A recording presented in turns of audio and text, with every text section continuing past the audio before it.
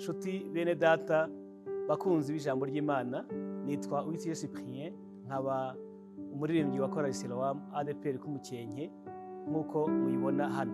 Bibiliya ni ijambo ry'Imana kandi ritunze ubugingo bwa benshi, rikagaburira umuntu w'imbere w'abemera Kristo nk'umwami n'umukiza. Muri iki gihe isi yugarijwe n'intambara, ibyorezo, ibiza ndetse n'ibindi.